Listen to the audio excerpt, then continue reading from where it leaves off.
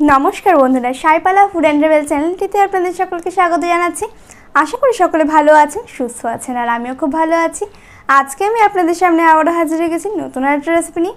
আজকের আমার এই রেসিপিটি কিন্তু চেষে রেসিপি নয়, এটা একটি গরমকালীন রেসিপি এবং আজকের রেসিপিটির নাম হলো কাঁচা আমের জেলি।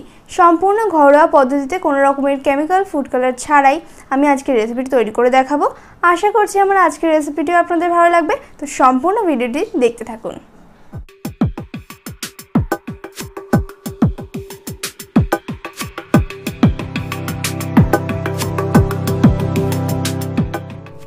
তো ম্যাঙ্গো জেলি কিংবা র ম্যাঙ্গো জেলি বানানোর জন্য আমরা এখানে প্রথমেই নিয়ে নিয়েছি কাঁচা আম। কাঁচা আমের জেলি বানানোর জন্য কাঁচা আম তো অবশ্যই লাগবে। আমি এখানে দুটো কাঁচা আম ধুয়ে নিয়ে নিয়েছি, এবার এটাকে কেটে নেব। যেমন করে আম কাটে সেরকম করে আমি নর্মালি আমের মাথা দিকটা কেটে তারপরে আমি খোসাটা ছাড়িয়ে নেব এবং তারপরেই টুকরো টুকরো করে কেটে নেব। এই কাঁচা আমের জেলি খেতে কিন্তু অসাধারণ হয়ে থাকে এবং বাড়িতে কিন্তু এটা ছোটদের খুবই ভালো লাগবে খেতে, আর বড়দেরও কিন্তু সাথে ভালো লাগবে। ব্রিটানিয়া বিস্কুটের সাথে এটা খুব ভালো লাগবে, আর পাউরুটির সাথে তো আরোই ভালো লাগবে। এটা অবশ্যই কিন্তু বাড়িতে একবার ট্রাই করবেন। তো সম্পূর্ণ ভিডিওটা দেখতে থাকুন বন্ধুরা। তো এই যে এখন আমাদের আমের খোসা ছাড়ানো চলছে, দেখতে পাচ্ছেন আমি সমস্ত আমের খোসাগুলো ছাড়িয়ে নেব এবং তারপর এগুলোকে কিছুক্ষণের জন্য একটু জলে ভিজিয়ে রাখবো। এই যে ভিজিয়ে রেখে দিলাম। আর আরেকদিকে আমি একটা গোটা আম নিয়ে নিয়েছি। এবার আমরা এই গোটা আমটাকে একটুখানি ছুলে নেব, মানে জাস্ট একটু এর খোসাটা ছুলে নেব। আমটা কিন্তু ছোলা যাবে না, জাস্ট এর খোসাটাই লাগবে আমাদের।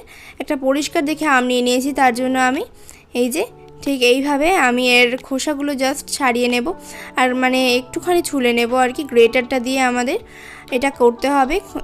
এটার জন্য একটা সুন্দর গন্ধ আসবে এই জেলির মধ্যে, দারুণ লাগবে।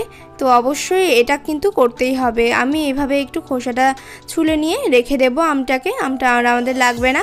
তো এই যে আমাদের খোসাটা ছুলে নেওয়া হয়ে গেছে। তো এই যে হয়ে গেছে এটা, এবার আমি একটা সাইডে করে রেখে দেব। এটার কাজ এখানেই শেষ, মানে এটা আমি পরে ব্যবহার করব একেবারে রান্নায়। এবার আমি আমগুলোকে কেটে নেব, আগে যেগুলো আমরা জলে ভিজে রেখেছিলাম সেগুলো।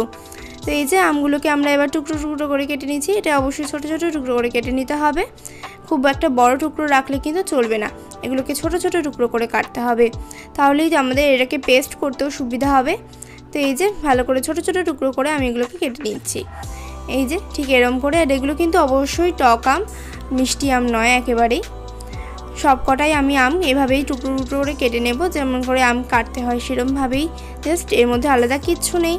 তো নর্মালি আমি কেটে নিলাম। তো এই যে আমাদের এবার সমস্ত আম কাটা হয়ে গেছে, আর এবার আমি আমগুলোকে মিক্সিং জারের মধ্যে ঢুকিয়ে দিলাম এবং এবারে এটাকে একটা মিহি পেস্ট করে নেব। এই যে সমস্ত আম আমার মিক্সিং জারে দেওয়া হয়ে গেল। এবার আমি এটাকে একটা মিহি পেস্ট করে নেব। কোনো রকমের জল কিচ্ছু দেওয়া যাবে না, এটা শুধুমাত্রই আমটাকে পেস্ট করে নিতে হবে আমাদের। তো এই যে দিয়ে দিয়েছি সমস্ত আমের টুকরো আমি। এবার ঢাকনাটা আটকে দিলাম এবং এবার এটাকে পেস্ট করে আনবো। তো এই যে আমাদের পেস্ট একদম রেডি হয়ে গেছে, একটা মিহি পেস্ট হয়ে গিয়েছে আমের। তো এই যে এটাকে আমরা এবার একটা সাইডে রেখে দেব এবং আর এক সাইডে একটা কড়াই বসিয়ে দিয়েছি গ্যাসে এবং এর ভেতরে আমি এবার চিনি দিয়ে দেব। আমি প্রথমে 1 কাপ চিনি দিলাম এবং তারপরে আরও হাফ কাপ চিনি আমি এর ভেতরে অ্যাড করে দিলাম। আর এই জেলিটা বানাতে কিন্তু একটু চিনিটা লাগবেই, জেলি বানাতে মিষ্টি তো অবশ্যই লাগবে। তো এই যে চিনিটা দিয়ে দিলাম আমি। এবার আমি এর ভেতরে জল দিয়ে দেব যতটুকু দরকার। প্রথমে আমি হাফ কাপ দিয়েছিলাম, তারপরে আবারও কিছুটা জল আমি পরে অ্যাড করেছিলাম। তো যাই হোক, যতটা জল দরকার দেওয়া যাবে, মানে চিনিটা যেন কোনো মতেই ক্যারামেলাইজড না হয়ে যায়, একদমই যেন লালচে ভাব না আসে, সেটা কিন্তু লক্ষ্য রাখতে হবে। তো বন্ধুরা এবার আমরা এর ভেতরে দিয়ে দেব লবণ। 1 চিমচির মতো লবণ আমরা এর ভেতরে দিয়ে দিলাম, দিয়ে ভালো করে নেড়েচেড়ে আবারও মিশিয়ে নেব। দিয়ে এটাকে আমরা হাই ফ্লেমে দিয়ে ভালো করে এটাকে ফুটিয়ে নেব। যতক্ষণ না চিনিটা ফুটে যাচ্ছে ততক্ষণ পর্যন্ত আমাদের অপেক্ষা করতে হবে, মানে চিনিটা সম্পূর্ণরূপে গলে না যাওয়ার আগে কিন্তু এর ভেতরে আম দেওয়া যাবে না। চিনিটা আগে গলতে হবে, তারপরে আমটা দিতে হবে।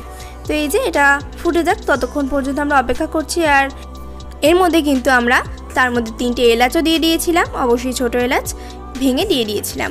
তো এই যে এটা এখন সুন্দরভাবে ফুটে গেছে এবং এর ভেতরে আমরা এবার দিয়ে দিচ্ছি সেই আগে থেকে পেস্ট করে রাখা আমের পাল্প, যেটা আমরা আগে থেকেই রেডি করে রেখেছিলাম, সেটা সম্পূর্ণভাবে দিয়ে ভালো করে নাড়াচাড়া করে মিশিয়ে দিতে হবে। এখনও কিন্তু এটা হাই ফ্লেমেই রয়েছে। তো ভালো করে মিশিয়ে নিচ্ছি আমরা। যদি এটা হাই ফ্লেমে পুরো রান্না করতে চান তাহলে কিন্তু অনবরত এটাকে নেড়ে যেতে হবে, কোনো মতেই ছাড়া যাবে না। আর যদি এটাকে একটু কমিয়ে বাড়িয়ে করতে চান তাহলে কিন্তু অবশ্যই মানে নাড়া ছাড়া যাবে আর কি। কিন্তু এটা কিন্তু হাই ফ্লেমে দিয়ে পুরো রান্নাটা করলে এটা অনেক তাড়াতাড়ি হয়ে যাবে, এবং যদি কমিয়ে দিয়ে করেন তাহলে কিন্তু দেরি হবে হতে। আর এটা হতে কিন্তু বেশি সময় লাগে না, মোটামুটি 20 থেকে 30 মিনিট এটাকে ফুটতে সময় দিতে হয়, মানে এটা কিন্তু তাহলে রেডি হয়ে যায়। এই যে এটা হচ্ছে এটার 10 মিনিট পরের অবস্থা। আমি এর ভিতরে এখন ভিনিগার দিয়ে দিচ্ছি। ভিনিগার দিয়ে দিলাম 1 চিপি, আর 1 চিপি দিয়ে দেবো আমি 2 চিপি মতন দিয়ে দিলাম, মানে 2 চামচ 2 টিস্পুন মতন আমি দিয়ে দিলাম ভিনেগার। আর এটা দিলাম আমি, এটা বেশি দিন পর্যন্ত সংরক্ষণ করা যাবে সেই জন্য। আর এবার আমি এর ভেতরে দিয়ে দিচ্ছি যে আমের খোসাটা আমরা একটুখানি গ্রেটারে দিয়ে ছুলে রেখেছিলাম, সেটাই আমরা দিয়ে দিলাম এর ভেতরে। দিয়ে ভালো করে নেড়েচেড়ে আবারও মিশিয়ে নিচ্ছি। এবার এটাকে ভালো করে নাড়াচাড়া করতে থাকতে হবে, নাহলে কিন্তু তলাটা লেগে যেতে পারে। এই সময়টা খুবই ইম্পর্টেন্ট, একটু নাড়াচাড়া যাবে না, মানে সব সময় নেড়ে যেতে হবে, নাহলে কিন্তু এটা লেগে যাবে। তো এই যে এটা হচ্ছে ফাইনাল অবস্থা। দেখতেই পাচ্ছেন বন্ধুরা এটা কত সুন্দরভাবে রেডি হয়ে গেছে। তো এই যে দেখতে পাচ্ছেন এরকম অবস্থা হয়ে গেলেই কিন্তু এটা রেডি হয়ে গেছে বুঝতে হবে। একদম আঁটো ভাব চলে এসছে, এই অবস্থাতে নামিয়ে নিতে হবে।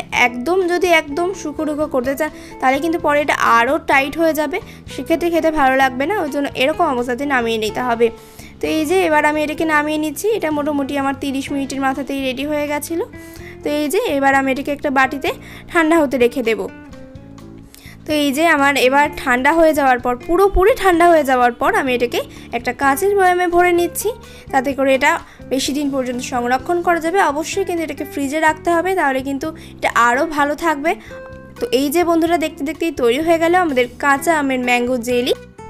এই জ্যাম বা জেলিটা কিন্তু খেতে অসাধারণ হয়, মানে শুধু মুখেও খাওয়া যাবে, ভাতের পাতেও খাওয়া যাবে, বিস্কুট দিয়েও খাওয়া যাবে, পাউরুটি দিয়েও খাওয়া যাবে।